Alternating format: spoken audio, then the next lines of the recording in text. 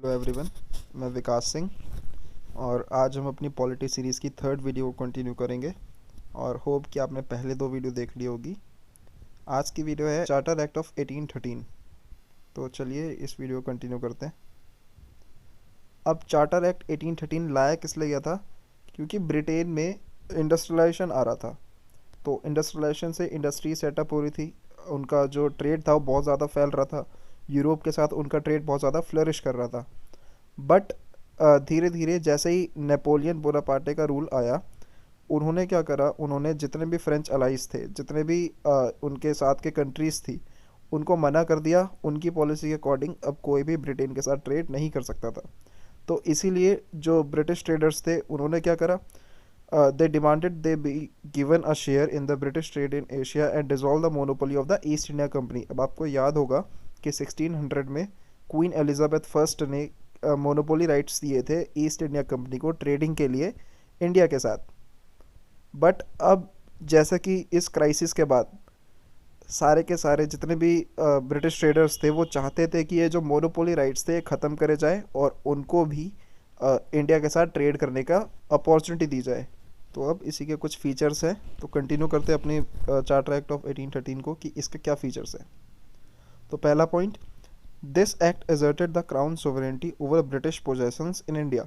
यानी सीधा सीधा ये क्राउन के रूल को दिखा रहा था कि जितनी भी इंडिया में जो भी ईस्ट इंडिया कंपनी के अंदर जो भी कंट्रोल आता है वो सब अल्टीमेटली किसका है? ब्रिटिश गवर्नमेंट का है। तो कभी भी अगर ब्रिटिश गवर्नमेंट चाहे तो वो उनके हिसाब से ही कोई भी रूल बना सकते हैं ईस्ट इंडिया कंपनी को रेगुलेट करने के लिए, जो कि यहाँ पर साफ साफ दिखता भी है। The company's rule was extended to another 20 years. पहले ही आपको बताया था कि 20 साल करके उन्हें एक्सटेंड करा जा रहा था। अभी भी क्या करा, 20 साल के कंपनी के रूल को एक्सटेंड कर दिया गया था। Their trade monopoly was ended except for the trade in tea, opium and with China. अब ईस्ट इंडिया कंपनी को अलाउ कर दिया गया था टी और ओपीएम में ट्रेड करना, साथ साथ चाइना के साथ ट्रेड करना। और जो मेजर ट्रेड होता था उस टाइम में वो चाइना के साथ ही होता था।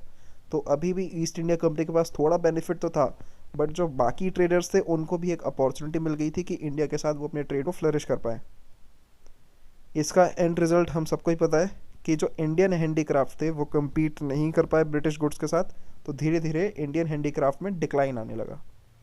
इसके बाद अब इस एक्ट से थोड़े बहुत अच्छे काम भी करना चालू करा, क्योंकि इन्हें दिख रहा था कि अगर ब्रिटिश गवर्नमेंट को यहाँ पे लंबे समय के लिए रूल करना है तो फिर उन्हें इंडियन सपोर्ट भी चाहिए। तो इसीलिए दिखाने के लिए उन्होंने कुछ थोड़े बहुत अच्छे काम भी करे, जैसे कि the act provided for a financial grant and towards the revival of Indian literature and the promotion of science.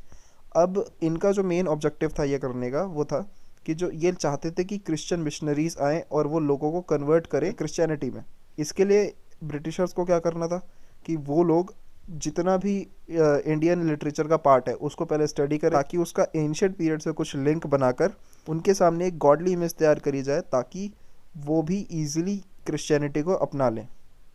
तो इसीलिए क्या करा था कि फाइनेंशियल ग्रांट्स दिए गए थे, ताकि वो जितना भी इंडियन लिटरेचर है उसको डिस्कवर कर पाए और हिस्ट्री को और अच्छे से जान सके। Next point, the company was also to take up a greater role in the education of the Indians under them. It was to set aside rupees 1 lakh for this purpose.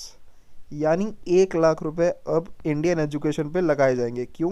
क्योंकि जो workers थे वो बहुत ज़्यादा ही ज़रूरी थे east India company के लिए, क्योंकि इनका पर्पस ही ट्रेड का था और इनको पूरी कंट्री में वो ट्रेड फैलाना था।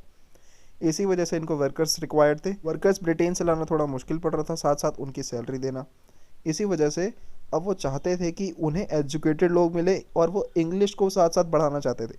आगे जाके आप एक कमेटी के बारे में सुनेंगे जिसका नाम था मैकले कमेटी। उस कमेटी का सेटअप करने का मेन ऑब्जेक्टिव ही यही था कि इंग्लिश लैंग्वेज को फ्लरिश करा जाए, इंग्लिश लैंग्वेज को आगे बढ़ाया जाए।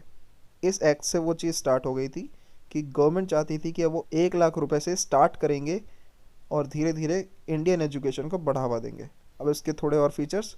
Another important feature of this act was to grant permission to the missionaries to come to India.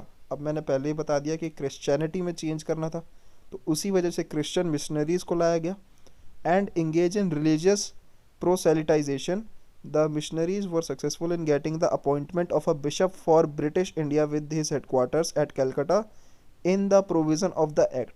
यानी जो बिशप थे वहाँ के उनको लाया गया और उन्हें कलकत्ता में उनका पहला हेडक्वार्टर बनाया गया। याद रखना, कलकत्ता में पहला हेडक्वार्टर बना जहाँ से क्रिश्चियनिटी को आगे फैलाया गया। इसका पर्पस क्या था कि जो लोग ब्रिटिशर्स के अगेंस्ट सोचते हैं, अब वो क्रिश्चियनिटी के मीडियम से ही उनको अपना मानकर उनकी सारी बातें मानेंगे। इस एक्ट का लास्ट फीचर है the companies dividend was fixed at 10.5%।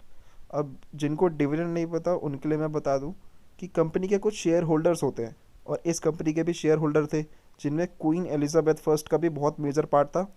अब शेयर होल्डर कौन होते हैं? जो कंपनी के लिए एक तरह से ओनर का काम करते हैं। वो शेयर्स खरीद के कंपनी में पैसा लगाते हैं और वो बन जाते हैं शेयर होल्डर, और उनको बदले में जो प्रॉफिट मिलता है उसे बोला जाता है डिविडेंड। तो यहाँ पे कंपनी का डिविडेंड फिक्स कर दिया गया था 10.5%, यानी जितना भी जो भी प्रॉफिट होगा उसका 10.5% उसके शेयर होल्डर्स को मिलेगा। तो बस इसके इतने ही फीचर्स थे। आगे वीडियो देखने के लिए like, share and subscribe. Thank you so much.